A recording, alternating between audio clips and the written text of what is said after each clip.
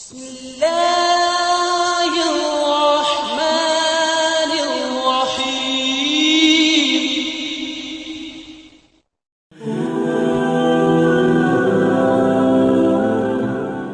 Bismillahirrahmanirrahim. Assalamualaikum warahmatullahi wabarakatuh. Alhamdulillahirabbil alamin. Wassalatu wassalamu ala asrofil anbiya'i wal mursalin Sayyidina wa maulana Muhammadin wa ala alihi wa sahbihi ajmain. Syukur alhamdulillah kita masih dipertemukan kembali di channel ini. Semoga perjumpaan kita ini akan dicatat sebagai amal ibadah dan diberkahi Allah Subhanahu wa ta'ala. Sholawat dan salam selalu dan tetap tercurahkan kepada junjungan kita Nabi besar Muhammad sallallahu alaihi wasallam. Allahumma sholli ala Sayyidina Muhammad wa ala ali Sayyidina Muhammad. Doa saya kepada sahabat semua yang sedang menonton video ini, semoga Allah Subhanahu wa ta'ala selalu memberikan kesehatan lahir maupun batin, dilapangkan rezekinya dan dimudahkan dalam segala urusan. Amin ya rabbal alamin. Sahabat beriman yang dirahmati Allah, sholat sunnah dapat dikerjakan sehari-hari untuk melengkapi sholat fardu. Salah satunya yaitu sholat duha yang jadi amalan sunnah yang bisa dilakukan untuk memperoleh pahala.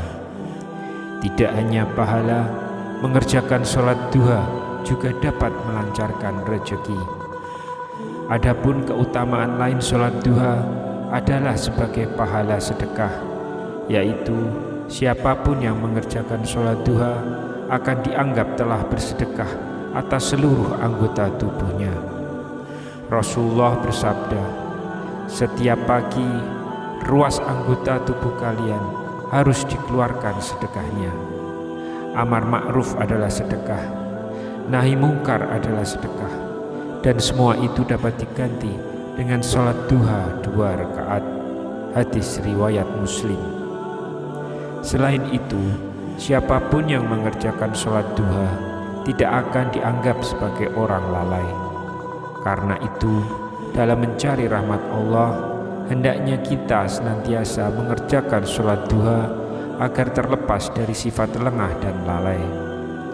Adapun hadis dari keutamaan tersebut yaitu orang yang mengerjakan sholat duha tidak termasuk orang lalai. Hadis riwayat Al-Baihaqi dan An-Nasai. Sholat duha juga membuat mereka yang mengerjakan akan diampuni dosa-dosanya di masa lampau.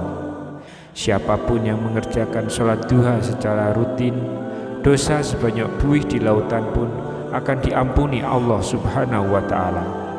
Berikut sabda Rasulullah sallallahu alaihi wasallam, siapa yang membiasakan menjaga sholat duha, dosanya akan diampuni meskipun sebanyak buih di lautan. Hadis riwayat At-Tirmizi dan Ibnu Majah. Kemudian barang siapa rutin mengerjakan sholat duha juga akan mendapatkan istana megah di surga kelak. Adapun sabda mengenai keutamaan sholat duha ini, barang siapa sholat duha 12 rakaat, Allah akan membuatkan untuknya istana di surga. Hadis riwayat Tirmizi dan Ibnu Majah. Terakhir, menunaikan sholat duha setidaknya 2 rakaat juga dapat menyehatkan tubuh. Rasulullah bersabda, pada pagi hari diharuskan bagi seluruh persendian di antara kalian untuk bersedekah. Setiap bacaan tasbih subhanallah bisa sebagai sedekah. Setiap bacaan tahmid alhamdulillah bisa sebagai sedekah. Setiap bacaan tahlil la ilaha illallah bisa sebagai sedekah. Dan setiap bacaan takbir Allahu Akbar juga bisa sebagai sedekah. Begitu pula amar ma'ruf mengajak kepada ketaatan dan nahi mungkar melarang dari kemungkaran adalah sedekah. Ini semua bisa dicukupi atau diganti dengan melaksanakan sholat duha sebanyak 2 rakaat. Hadis riwayat Muslim. Meski hukumnya sunnah, Sholat duha mempunyai batas waktu yang harus dilaksanakan pada waktu yang tepat. Jangan sampai ibadah yang kita jalani menjadi sia-sia dan menimbulkan dosa karena sholat di waktu yang tidak tepat. Karena ternyata ada waktu-waktu yang diharamkan untuk menjalankan ibadah sholat duha. Berikut ini waktu yang diharamkan untuk melaksanakan sholat duha berdasarkan hadis Rasulullah SAW.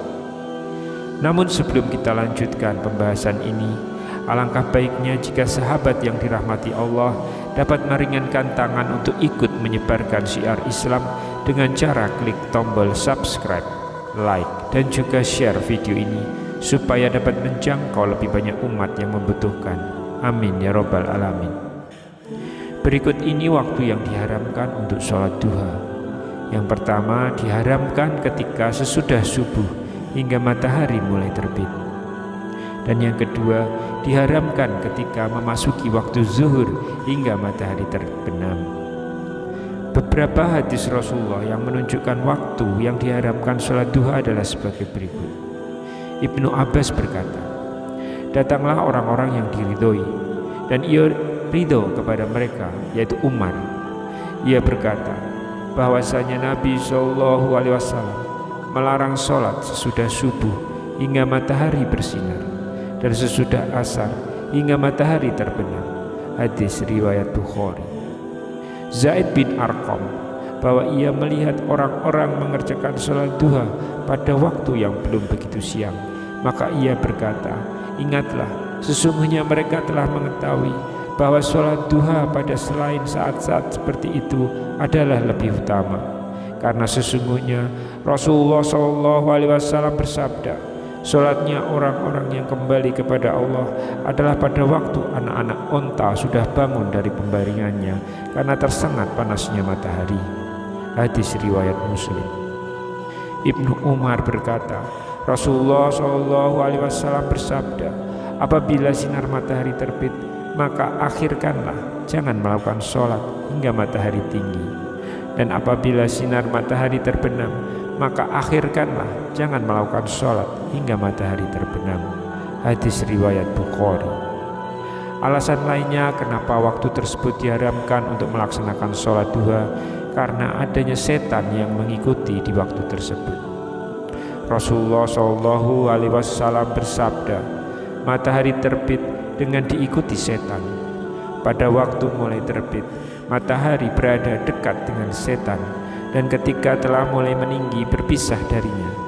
Pada waktu matahari berada tepat di tengah-tengah langit, ia kembali dekat dengan setan, dan ketika telah awal condong ke arah barat, ia berpisah darinya. Pada waktu hampir terbenam, ia dekat dengan setan, dan setelah terbenam, ia berpisah lagi darinya. Hadis riwayat Nasai. Demikian informasi yang bisa kami bagikan pada kesempatan kali ini. Semoga video ini bisa memberikan manfaat dan kebaikan kepada semua pemirsa. Wallahu a'lam bishawab. Wassalamualaikum warahmatullahi wabarakatuh.